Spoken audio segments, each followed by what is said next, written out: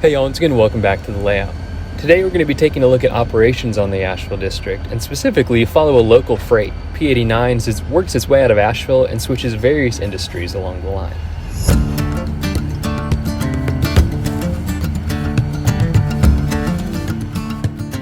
Today's job is going to start here at the Asheville Engine Shops. Here at the locomotive facility, engines are fueled, serviced, and readied for use. So the crew's going to get the work assignment for the day, start up the locomotives, and then proceed out of the engine shop and into the yard. The power for today's job are two 4-axle EMD locomotives, a GP59 4612 and a GP60 7148.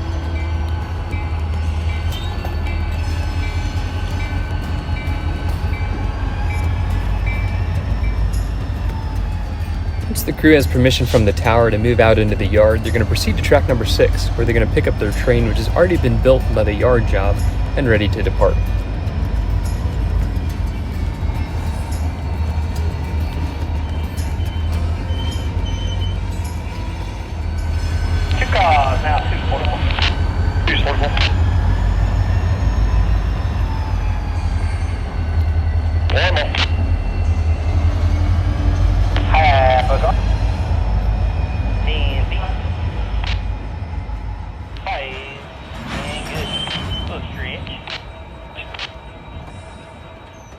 Once the crew's coupled up to their cars and readied the train for departure, they're going to head out onto the yard lead and request permission from the Asheville dispatcher to head out onto the main line.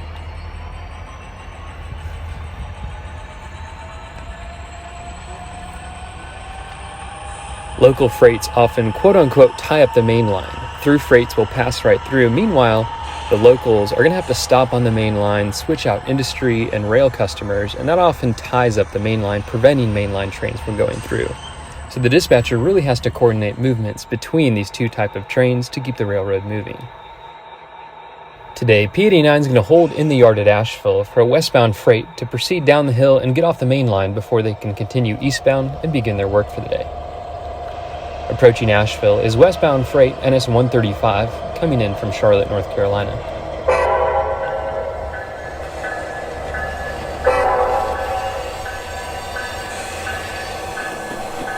Leading 135 today is a bit of foreign power, and the dispatchers decided to get this train over the main line and into Asheville Yard before letting P89 get out of Asheville and tie up the main line.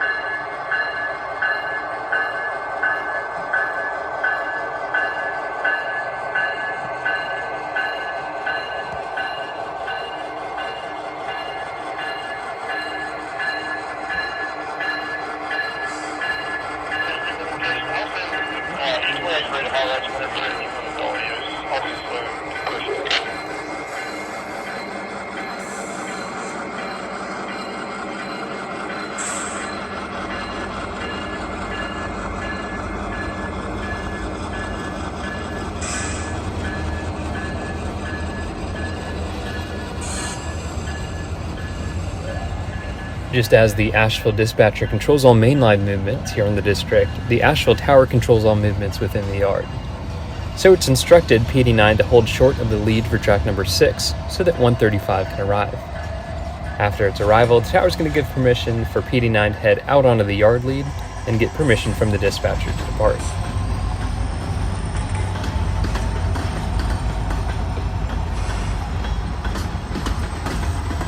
With a red over green or a diverging clear signal, P89 has permission to head out onto the main line and begin its work for the day.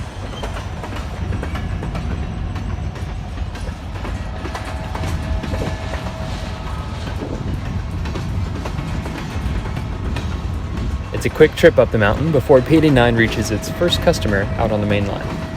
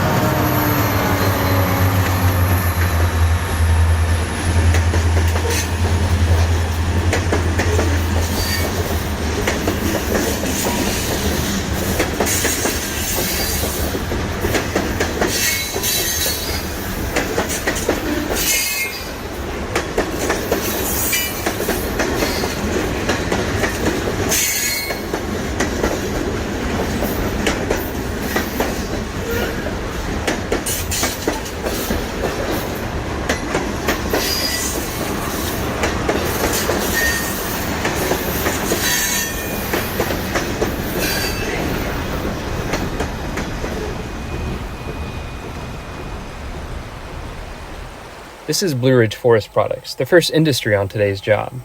Here they turn trees and raw materials into wood chips for the paper mill and outbound lumber, which is packaged into boxcars and shipped across the country. As PD9 approaches, it's going to bring its train to a stop to speak with the customer, figure out exactly what they need picked up, and then begin pulling the outbound cars for the train.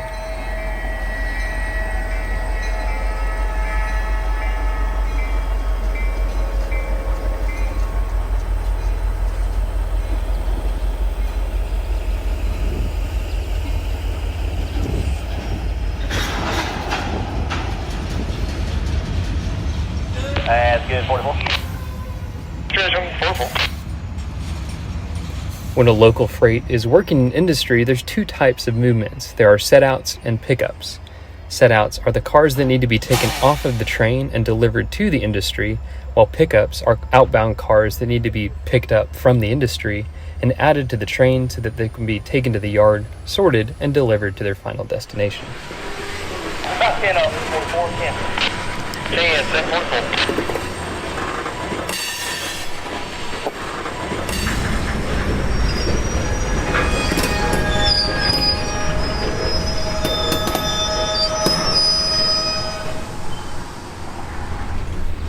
Here at Blue Ridge, PD9 has 4 pickups today. 2 loaded wood chip cars, which are going to be taken back to Asheville, sorted, and then delivered to the paper mill, where the wood chips will be used in the paper making process. There's also an empty tank car, which was filled with raw materials used by the industry. And lastly, a loaded box car, which is filled with lumber and is going to be taken back to Asheville, where it'll be put on a through freight and taken to a different city for delivery to its customer.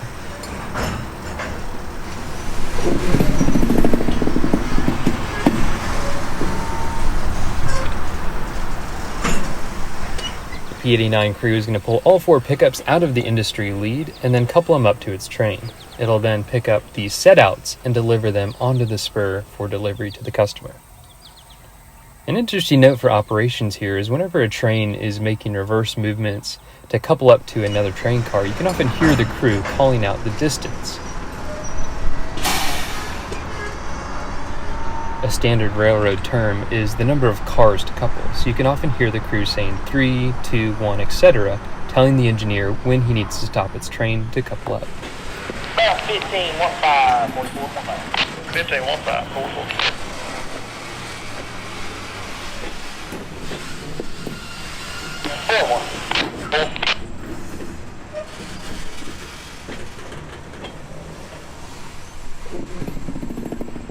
Three of 44, 3. 3. 2 cars now, 244. 2, 744.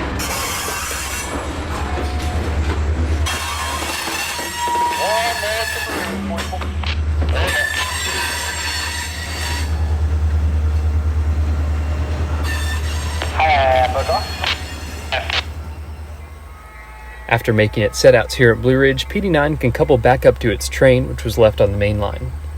It'll update the dispatcher on its status and then continue eastbound up the hill towards its next destination.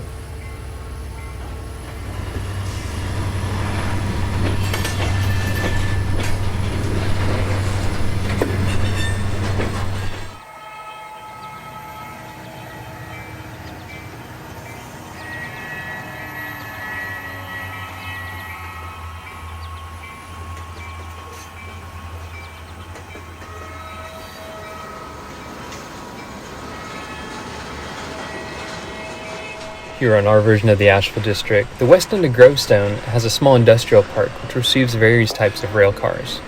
There's 3 setouts here, an empty box car which is going to be loaded with materials, and 2 loaded grain cars which will be delivered to a customer and transloaded onto truck here. There's also 2 pickups, a tank car, and a yellow TTX box car. This is quick and easy work since the cars are on the tail end of the train. It's going to proceed back out onto the main line and then continue to the east end of Grovestone where there's a siding.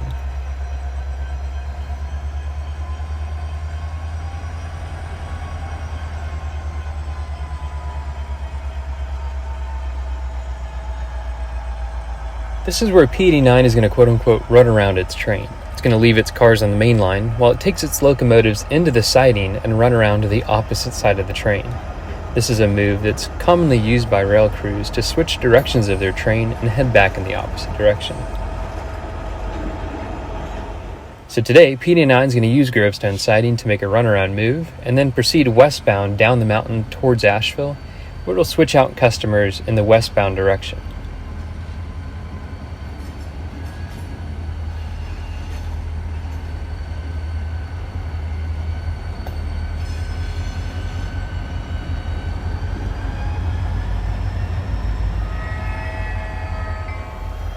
Once the entire train is through the switch, the crew is going to bring the train to a stop, uncouple the locomotives, and then proceed back in the westbound direction around their train on the siding. Asheville East, turn 4 on Main, MAI track. Checkbox 8. Do not follow limits ahead of NS 5196 is 5196 is P44's train.